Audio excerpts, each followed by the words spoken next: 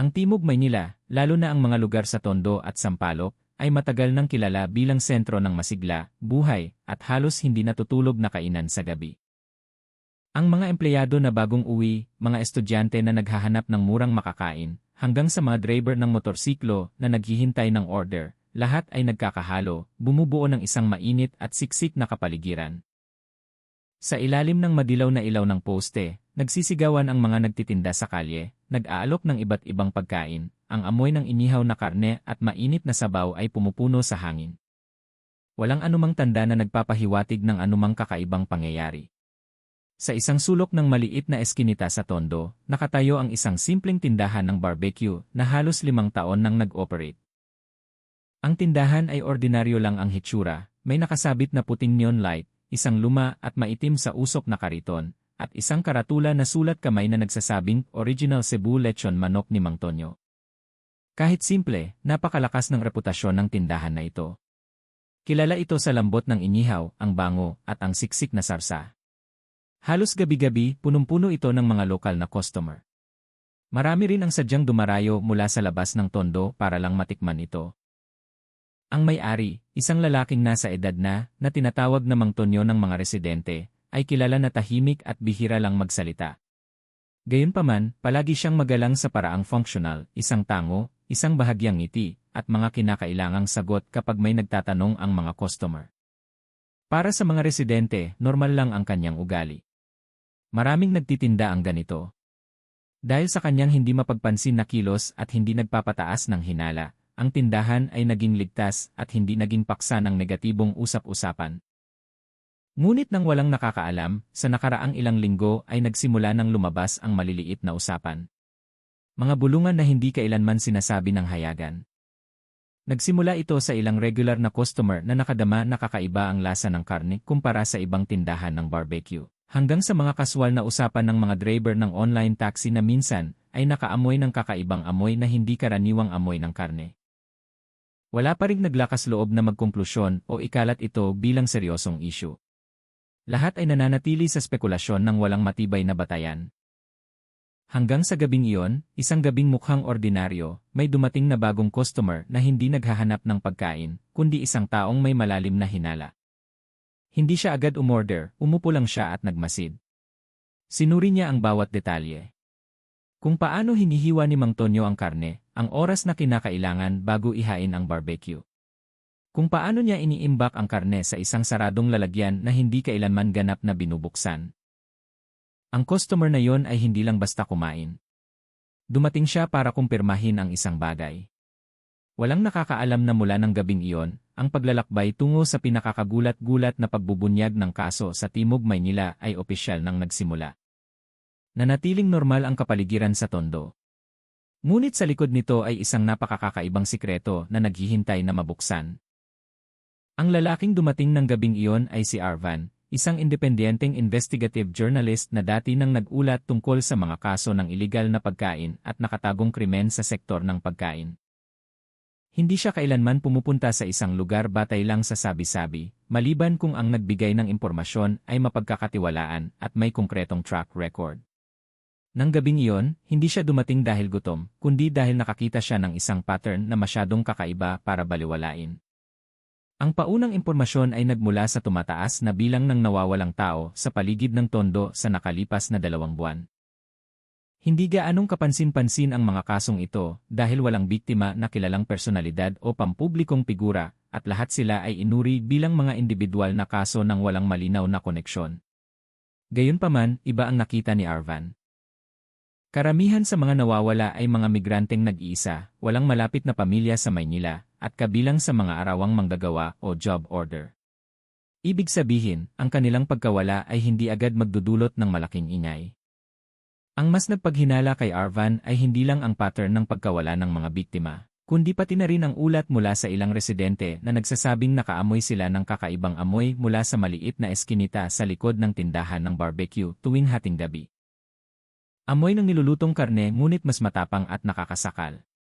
Walang naglakas loob na kumprontahin at ang ilan ay pinili na lang na baliwalain. Ngunit para kay Arvan, ito ay isang napakahalagang indikasyon na kailangan imbestigahan. Nang gabing iyon, hindi umorder si Arvan. Umupo lang siya, nagmasid, at nagkunwaring naghihintay ng kaibigan na hindi pa dumarating. Pinansin niya ang mga detalye na halos hindi napapansin ng ordinaryong tao. Nakita niya na kahit abala ang tindahan, kalmado si Mang Tonyo sa kanyang trabaho. Isang bagay ang ikinagulat niya, hindi kailanman nakita ang proseso ng paghihiwa ng karne o paghahanda ng hilaw na sangkap sa harap ng mga customer. Lahat ng karne na iniihaw ay nakahiwa na, kinukuha mula sa isang saradong lalagyan na hindi kailanman binubuksan ng higit sa ilang segundo. Habang mas matagal siyang nagmamasid, mas maraming kakaibang bagay ang kanyang napansin. Walang supplier ng karne na dumating ng gabing iyon, kahit na daan-daang tusok ng barbecue ang nabebenta ng tindahan gabi-gabi. Walang freezer, refrigerator, o malaking imbakan sa bukas na lugar na karaniwan sa mga nagtitinda ng barbecue na maraming customer. Ang tanging kahina-hinalang galaw ay nangyari bago mag-alas 11 ng gabi, nang malapit nang matapos magserbisyo ang tindahan sa huling customer at nagsimula ng lumabo ang mga ilaw sa paligid. Nakita si Mang Tonyo na pumasok sa isang makipot na eskinita sa likod ng tindahan sa loob ng ilang minuto, tapos bumalik na may dalang walang laman na lalagyan.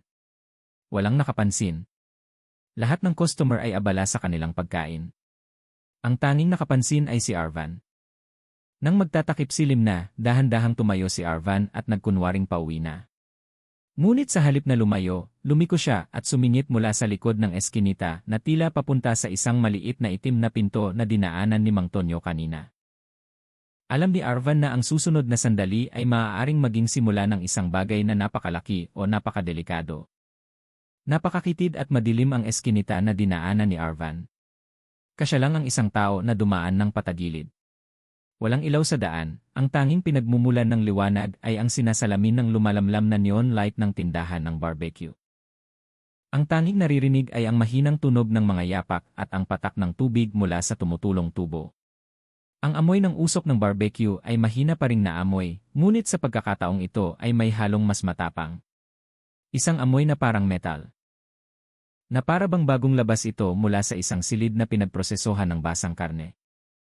Sa dulo ng eskinita ay may maliit na itim na pintong bakal na walang anumang karatula o impormasyon. Ang pinto ay mukhang bahagi ng isang lumang bahay.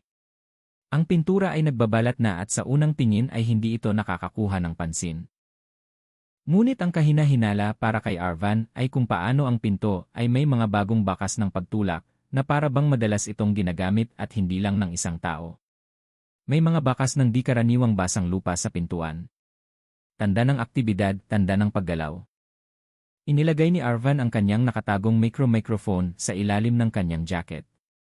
Hindi siya nagbalak na pumasok ng padalos-dalos dahil alam niya na anumang posibilidad ay maaaring mangyari, kasama na ang pagkakaroon ng bantay sa loob. Kaya sinubukan niya ang pinakaligtas na hakbang sa simula, lumapit ng dahan-dahan at makinig lamang. At doon niya narinig ang tunog. Hindi tunog ng tao na nagsasalita, kundi tunog ng metal na kinakaladkad. Isang ritmo na parang may humihila ng isang malaking lalagyan na tumatama sa konkretong sahig. Sinundan ito ng tunog ng umaagos na tubig, ngunit masyadong malakas para lang sa paghuhugas ng kagamitan sa pagkain. Mas tumpak na parang isang malaking proseso ng paglilinis, isang bagay na hindi dapat malaman ng publiko. Pinigil ni Arvan ang kanyang hininga. Hindi siya makakita sa loob, ngunit mas malinaw na niyang naamoy ngayon. Isang halo ng amoy na masyadong matapang para sa karne ng baka o kambing. May kakaibang sensasyon at pagduduwal na natural na tinatanggihan ng katawan. Hindi ito karaniwang amoy ng kusina. Hindi ito karaniwang kusina ng tindahan ng barbecue. Biglang may narinig siyang ibang tunog. Tunog ng mabigat na yabag ng isang tao na papalapit sa direksyon ng pinto. Matatag na galaw ng walang pag-aalinlangan. Agad na umatras si Arvan ng kalahating hakbang sa likod ng dilim, pinipigilan ang sarili na gumawa ng kahit kaunting ingay. Dahan-dahang bumukas ang pintong bakal. Sa mahinang ilaw, nakita ang anino ng isang matangkad at matipunong katawan. Hindi si Mang Tonyo. Bitbit ng lalaki ang isang malaking maleta, kinakaladkad gamit ang isang kamay. Malinaw na mabigat ang maleta, at sa paraan niya itong hilahin, ang laman nito ay hindi damit o kagamitan. Mas parang isang bagay na may siksik na bigat at hindi normal na bitbitin tuwing hating gabi. Isinara ng lalaki ang pinto at naglakad patungo sa tindahan, hindi pa palabas ng eskinita. Agad na napagtanto ni Arvan ang isang nakakapanindig balahibong katotohanan. Ang tindahan ng barbecue ay hindi lamang isang lugar ng bentahan, may ibang aktibidad na nangyayari sa likod nito. At malamang, ang pinagmulan ng karne ay hindi mula sa opisyal na supplier. Hindi makagalaw si Arvan. Alam niyang ng gabing iyon ay nabuksan lang niya ang ibabaw ng isang misteryo na mas madilim pa kaysa sa simpleng pagkain sa kalye. Nagkaroon ng mas malaking panganib si Arvan. Nang tuluyang lumayo ang lalaking may bitbit na maleta, mabilis siyang lumapit sa pintong bakal at sinuri ang hawakan. Hindi nakakandado. Nakakagulat ito. Na para bang ang lugar ay hindi kailanman nag-asikaso ng posibilidad na may tao sa labas na maglalakas loob na pumasok, o mas nakakatakot pa, sigurado silang walang saksi na makakalabas ng buhay kung susundan ang daan patungo sa loob. Dahan-dahang binuksan ni Arvan ang pintong bakal. Iba ang pakiramdam ng temperatura ng hangin sa loob, malamig na tumatagos na parang isang silid-imbakan na sinadyang kontrolin. Ang mahinang ilaw ay mas nagpapahirap sa kapaligiran. Ang unang silid na kanyang pinasok ay hindi isang ordinaryong kusina. Walang malalaking kaldero o kawali, kundi isang multi-purpose room na may basang konkretong sahig na kakalinis lang. Kitang-kita ito mula sa mga natitirang patak ng tubig na umaagos papunta sa makitid na drainage. Pagkatapos, isang hindi inaasahang bagay ang nagpahinto sa kanyang mga yapak. Sa sulok ng silid ay may bakal na gantungan na may hugis ng riles, halos katulad ng ginagamit sa mga propesyonal na katayan ng hayop. Ngunit masyadong malaki ang sukat nito para lang sa kambing o lokal na baka. Sa itaas ng sahig ay may mga bakas ng maliliit na gulong ng bakal na ginagamit sa paglilipat ng karne. Hindi lang basta kusina, halos katulad dito ng isang pasilidad ng pagkatay. Bilang isang bihasang mamamahayag, agad na napagtanto ni Arvan. Nakikita niya ang isang estruktura na imposibleng pagmamay-ari ng isang ordinaryong nagtitinda sa kalye, ngunit hindi pa iyon ang pinakakagulat-gulat. Nang mas lumapit siya, naamoy niya ang mas matalas na amoy ng bakal. Amoy ng dugo, hindi ang mabangong amoy ng inihaw na karne, kundi ang malapot na hilaw na amoy. Nagsimulang humigpit ang kanyang katawan. Nakita niya ang mga bakas ng basurang tela na itinapon sa sulok ng silid. Madilim na kayumanggi ang kulay nito, malinaw na bakas ng tuyong dugo na masyadong marami para sa simpleng aksidente sa kusina. Pumasok palalo si Arvan, dumaan sa kalahating bukas na pintong kahoy. At mula sa susunod na silid, narinig niya ang tunog, hindi tunog ng tao na nagsasalita, kundi tunog ng pagkaliskis na parang isang manual na lagari na dahan-dahang gumagana. Isang matatag na ritmo, hindi tunog ng makina. Na para bang may isang taong nagpuputol ng isang bagay ng mano-mano na may mataas na konsentrasyon. Nakatayo si Arvan ng matigas sa loob ng ilang segundo. Sinusubukan ng kanyang utak na tanggihan, ngunit masyadong malakas ang katotohanan para pagtalunan. Hindi iyon ang karaniwang tunog na matatagpuan sa anumang kusina ng barbecue. Sa eksaktong sandaling iyon, nakita niya ang isang patak ng pulang likido na nahulog mula sa siwang ng kisam sa harap mismo niya. Mainit. Bago. Nangangahulugan ito na anuman ang nangyayari ay kasalukuyang nagaganap ngayon, hindi mga labi ng nakaraang aktibidad, hindi lumang bakas. Ito ay isang buhay na sitwasyon. Naunawaan ni Arvan na hindi na lang siya basta nag-imbestiga, bagong pasok siya sa isang aktibidad na mas nakakapanindig balahibo kaysa sa kanyang unang hinala. Hindi darating ang panganib, nandyan na ang panganib sa susunod na pinto. Nagsimulang bumilis ang tibok ng puso ni Arvan kaysa karaniwan. Maraming beses na siyang nag-imbestiga ng mga madilim na kaso, ngunit hindi pa kailanman siya naging ganito kalapit sa isang aktibidad na kasalukuyang nagaganap sa likod ng isang manipis na pinto na ilang hakbang lang ang layo. Pinigil niya ang kanyang hininga, yumuko, at sinuri ang pinagmulan ng pulang patak na nahuhulog mula sa kisame. Hindi ito mula sa mataas na bubong, kundi mula sa siwang ng pinagtampukan ng kahoy na malinaw na nagmula sa sahig sa itaas ng silid na ito. Ibig sabihin, may iba pang silid sa itaas ng lugar kung saan siya nakatayo. Ngayon, ang pangunahing lokasyon ng aktibidad ay hindi ang sahig na ito. Lumapit si Arvan sa sulok ng silid, sinusundan ang direksyon ng mga patak na dahan-dahang sumisipsip sa drainage. Pinigilan niya ang kanyang mga yapak ng napakabagal upang hindi gumawa ng ingay ang kanyang sapatos sa basang sahig. Naririnig pa rin ang tunog ng lagari sa itaas ng kanyang ulo. Pare-pareho ang ritmo nito na nagpapahiwatig na ang gumagawa ay nakatuon sa trabaho nang hindi nalalaman na may sumusubaybay sa ilalim niya. Sa kaliwang bahagi ng silid, nakita niya ang isang maliit na spiral na hagdanan ng bakal. Nakatago ito sa likod ng isang manipis na plastik na kortina, tulad ng karaniwang ginagamit sa mga kusina ng katayan upang hindi kumalat ang amoy. 3 hakbang lamang ang nakikita at ang iba ay natatakpan ng dilim. Walang ingay mula sa ibaba. Malinaw na lahat ng aktibidad ay nagmumula sa itaas. Nagtanong si Arvan sa sarili, umakyat ba ako ngayon o idokumento muna at bumalik na may suporta? Ngunit bago pa siya makapagdesisyon, biglang may narinig siyang mabigat na bagay na nahulog mula sa itaas. Hindi tunog ng kaldero, hindi tunog ng kahoy, hindi tunog ng metal. Masyadong mabigat, masyadong tumpok ang tunog. Na para bang isang malaking katawan ang dahan-dahang ibinaba, tapos nadulas. At kasabay nito, narinig ang isang maikling pangungusap, isang mahina, malamig, at walang emosyon na boses ng matandang lalaki. Putulin mo muna ang bahagi ng hita. Sariwa pa ito. Hindi gumalaw si Arvan. Nagtayuan ang lahat ng balahibo niya. Hindi niya kailangan ng visual na patunay para maintindihan kung ano ang nangyayari. Nasa ilang segundo na lang siya mula sa direktang visual contact sa katotohanan na hindi niya kailanman inaasahan na makikita ng ganito kalapit. Ngunit, sa mismong sandali na umabot sa rurok ang tensyon, may narinig siyang yabag mula sa labas ng silid patungo sa pintuan kung saan pumasok si Arvan kanina. May papasok, at kung matagpuan siya dito bago niya malaman kung sino ang nasa itaas at kung ano talaga ang iniluluto, matatapos ang lahat. Hindi bilang isang ulat ng investigasyon, kundi bilang karagdagang biktima. Lalong lumalapit ang mga yabag, hindi ito nagmamadali, kundi mabigat, matatag, at lubos na may kumpiyansa. Alam ni Arvan na hindi ito ordinaryong customer o residente. Ang paraan ng pagpasok ng mga yabag ay hindi tulad ng isang naghahanap, kundi tulad ng isang nagmamay-ari ng silid na ito. Mayroon siyang wala pang 3 segundo para magtago. Sa isang iglap, kumilos si Arvan patungo sa makapal na kortinang plastik na nakasabit sa gilid ng silid, sa ilalim mismo ng spiral na hagdan ng bakal. Binuksan niya ng bahagya ang siwang ng kortina at sumingit. Ang espasyo sa likod ng kortina ay hindi pala ibang silid, kundi isang makitid at napakadilim na pasilyo. Na para bang isang technical service pathway na hindi kailanman ginawa para sa tao na makatayo ng tuwid. Kailangan niyang yumuko.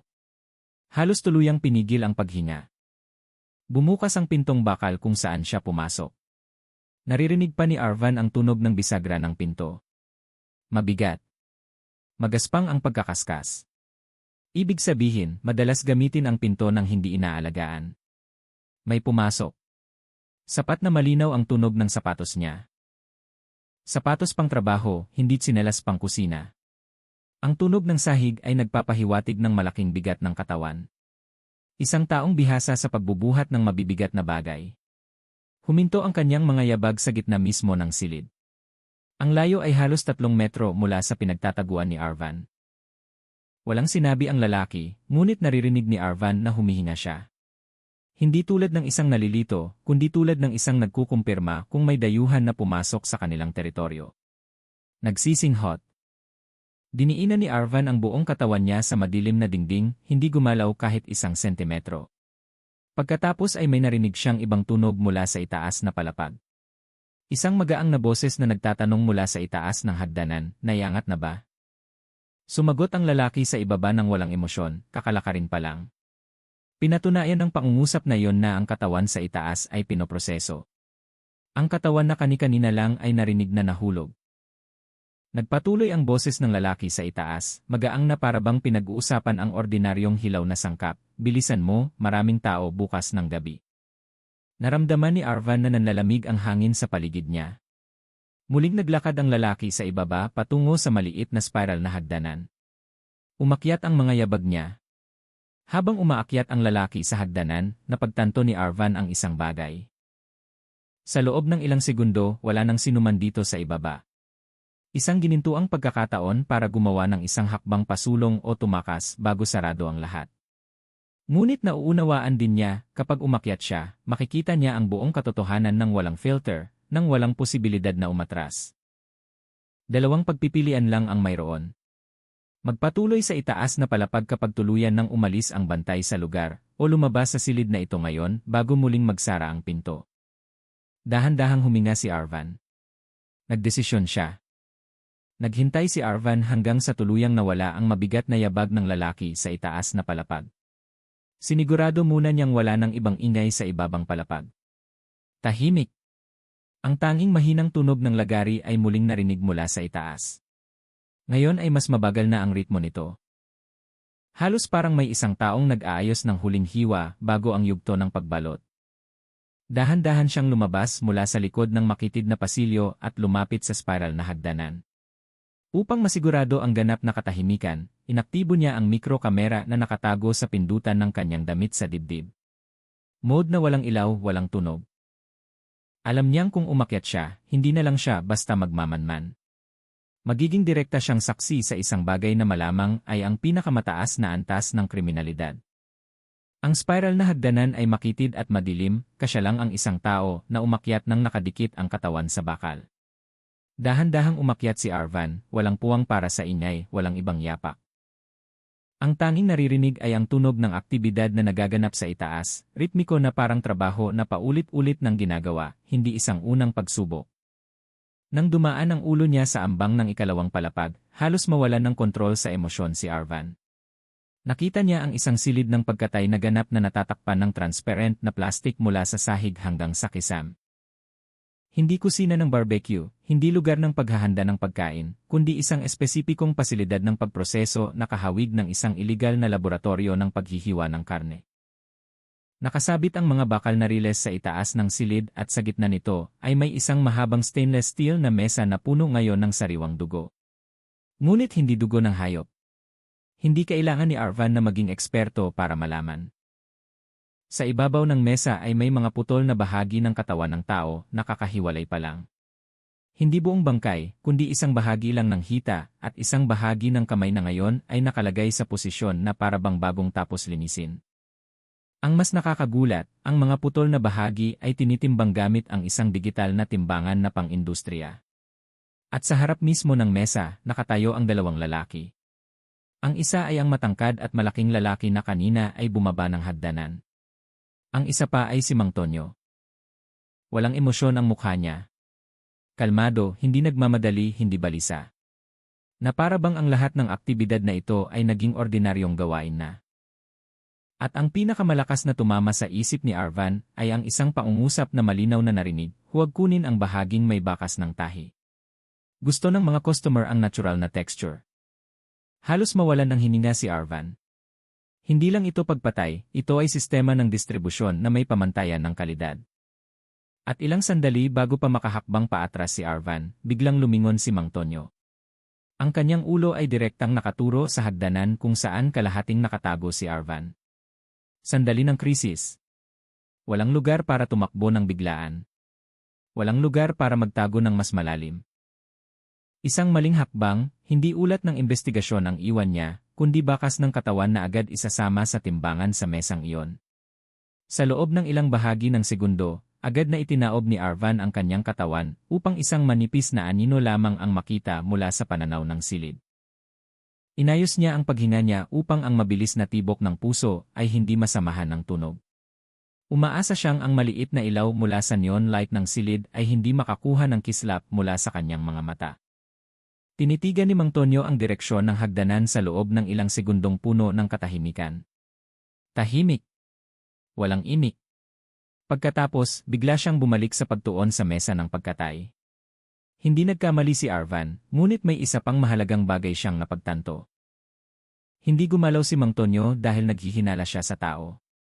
Narinig niya ang tunog na inakala niyang nagmula sa kadena ng bakal na gantungan malapit sa hagdanan, hindi dahil naramdaman niyang may sumisingit. Nang masigurado niyang walang problema, bumalik siya sa trabaho.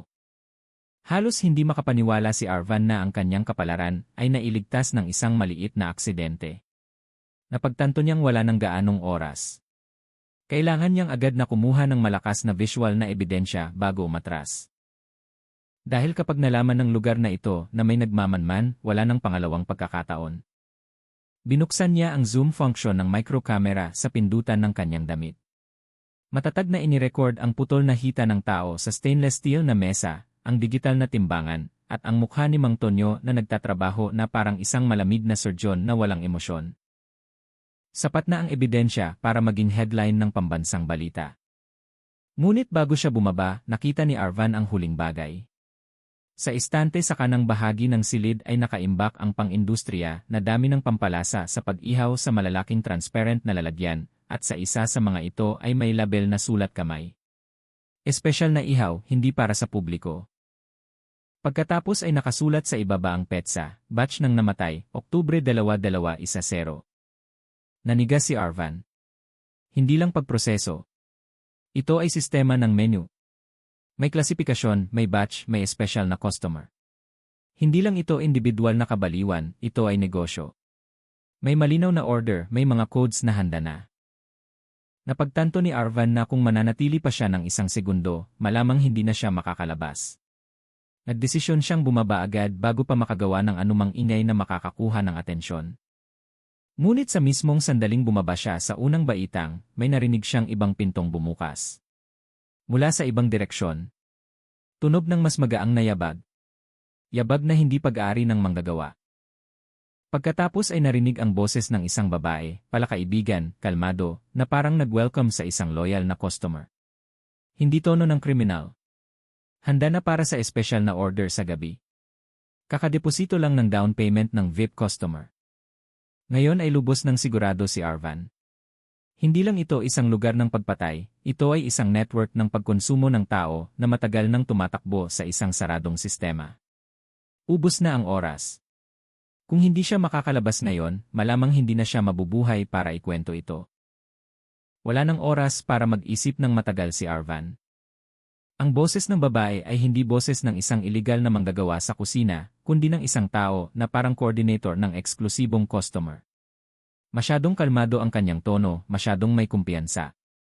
Na para bang matagal nang tumatakbo ang negosyong ito nang hindi kailanman nakakaharap ng batas. Dahan-dahang bumaba si Arvan ng hagdanan, pinipigilan ang kanyang hininga upang hindi gumawa ng kahit kaunting kaskas. Alam niyang kapag nahuli siya, hindi siya imbestigahan, kundi agad na ipoproseso bilang bagong sangkap. Walang negosasyon, walang dialogo. Pagdating niya sa ground floor, narinig niya ang mga yabag patungo sa isa pang pinto. Ibig sabihin, may karagdagang pasukan na binubuksan. Sa loob ng ilang segundo, hindi na magiging walang laman ang silid na ito. Mabilis na kumilos si Arvan patungo sa pintong bakal kung saan siya pumasok kanina. Ngunit biglang lumapit ang boses ng babae. Ang VIP order na ito ay nangangailangan ng bata at walang bakas ng sugat. Siguraduhin na walang pagkakamali tulad ng nakaraang linggo. Iyon ang pangungusap na nagpatindig muli sa balahibo ni Arvan. Mayroong mga archive ng nakaraang pangyayari. Ibig sabihin, paulit-ulit na itong nangyari. Hindi ito isang eksperimento sa isang gabi. Marahil ay may daan-daang customer na, marahil ay maraming nawawalang biktima na hindi na matatagpuan. Akma nang bubuksan ni Arvan ang pinto, ngunit sa labas ng pinto ay narinig ang tunog ng motorsiklo na huminto. May bagong dating. Bubuksan ang pinto na ito mula sa labas sa loob ng ilang segundo. Sarado ang daan palabas sa pamamagitan ng unang pinto. Lumingon si Arvan at nilibot ang silid sa loob ng ilang bahagi ng segundo. Nakita niya ang tanging natitirang daan. Isang delivery chute sa sahig. Isang uri ng drainage system na sapat na malaki at mahaba, patungo sa isang saradong kanal na marahil ay patungo sa labas ng gusali. Walang pag-aalinlangan, humiga siya at sumingit sa siwang ng drainage na gawa sa makapal na bakal. Sapat para sa isang tao na gumapang kung pipilitin. Sa parehong sandali, bumukas ang pangunahing pintong bakal. Tunog ng pagpasok. Malinaw na bumukas ang pangunahing ilaw. Si Arvan, eksaktong 1 segundo bago buksan ang ilaw, ay tuluyan nang nakapasok sa drainage tunnel. Dahan-dahan ngunit mabilis siyang gumapang sa madilim, madulas, at halos walang oxygen na tunnel. Sa ganap na dilim, umasa lang siya sa kanyang instinct, hinahanap ang daan palabas, sumusunod sa agos ng tubig. Mula sa likod ay narinig ang boses ng babae, kailangan nating siguraduhin na walang kakaibang amoy. Sensitibo ang bagong customer na ito. Huwag ulitin ang nangyari noong nakaraang linggo na madilim ang kulay. Halos hindi makapaniwala si Arvan sa narinig niya. Mayroong pamantayan ng kalidad. Hindi lang sila nagbebenta ng karne ng tao, dinisenyo nila ito na parang high-end na produktong gastronomical. At sa gitna ng kakulangan ng oxygen at matinding pagduduwal, isang pangungusap lang ang nasa isip ni Arvan, kailangan kong makalabas ng buhay sa anumang paraan. Napakakitid at madilim ang drainage tunnel. Ang amoy ng bulok at dumi ay magkahalo, ngunit hindi makahinto si Arvan dahil mula sa likod ay nagsisimula ng marinig ang mga nagmamadaling yabag na naglalakad sa silid kanina. Ibig sabihin, nagsisimula na silang tignan ang paligid. Ilang segundo na lang bago may makapansin na hindi ganap na nakakandado ang pintuan sa likod. Patuloy si Arvan sa paggapang pasulong, pinipigilan ang pagduduwal at hirap sa paghinga. Ang dulo ng tunel ay malabong nakikita bilang isang maliit na ilaw mula sa siwang ng takip ng kanal. Dahan-dahan niyang itinulak, umaasang hindi makalikha ng kapansin-pansing ingay ng metal. Nagtagumpay itong bahagyang bumukas. Dahan-dahan niya itong itinaas. Walang tao sa itaas. Lumabas siya mula sa kanal, sa likod mismo ng isang saradong tindahan na patay na ang mga ilaw. Ang lokasyon ay halos 40 metro lang mula sa tindahan ng barbecue, ngunit tahimik ang kapaligiran. Kumakain pa rin ang mga tao sa harapan ng tindahan, walang alam sa nangyayari sa likod ng pader. Hindi agad tumayo ng tuwid si Arvan. Pinigil niya ang sarili, sinisigurado na walang kahina-hinalang figura sa likuran. Nang masigurado niyang ligtas, mabilis siyang naglakad palayo, dumaan sa ibang eskinita. Hindi sa pangunahing daan upang hindi makita na lumabas mula sa kahina-hinalang direksyon. Nang makarating siya sa mas abalang kalsada ng Tondo, ginawa niya ang pinakamahalagang hakbang ng gabing iyon. Kinontak niya ang lihim na kontak na karaniwan niyang ginagamit lamang sa matinding sitwasyon. Ang Internal Investigative Officer ng pulisya, ang bahaging hindi kailanman lumalabas sa publiko. Nang walang maraming salita, ipinadala ni Arvan ang raw video evidence ng kanyang direktang pag-record, kasama ang lokasyon at emergency red code. Dumating ang tugon pagkalipas ng 20 segundo. Lahat ng data ay natanggap. Huwag ituro ang sinuman sa lokasyon. Kilos tayo ng walang uniforme ngayong gabi. Panatilihin ang distansya. Huwag umuwi. Maghintay ng instruksyon. Huminto si Arvan sa gitna ng karamihan ng mga ordinaryong tao na walang alam. Ang mga ilaw ng mga tindahan ay sumasalamin sa kanyang mukha. Walang naghihinala. Walang nakakaalam. Ngunit sa likod ng lahat ng abala ng gabi sa Maynila, may isang black operation na malapit ng kumilos ng gabing iyon. Hindi para sa lakay ng hayagan, kundi para buwagin hanggang sa ugat ang madilim na network na ito. Patuloy pa ring nag-operate ang tindahan ng barbecue tulad ng dati. Patuloy na dumarating ang mga customer. Walang nakakaalam kung anong karne ang kanilang ino-order. Walang nakakaalam na sa loob ng ilang oras, magbabago ang lahat magpakailanman. Tinitigan ni Arvan mula sa malayo. Ligtas siya. Ngunit ito ay simula pa lamang, hindi ang wakas. Dahil pagkatapos ng gabing ito, hindi lang ang maliit na tindahan sa Tondo ang mabubunyag, kundi ang buong network ng distribusyon ng tao na nakatago sa likod ng salitang lokal na pagkain. At ang pangalan ng kasong ito ay magpapagulantang sa buong Pilipinas.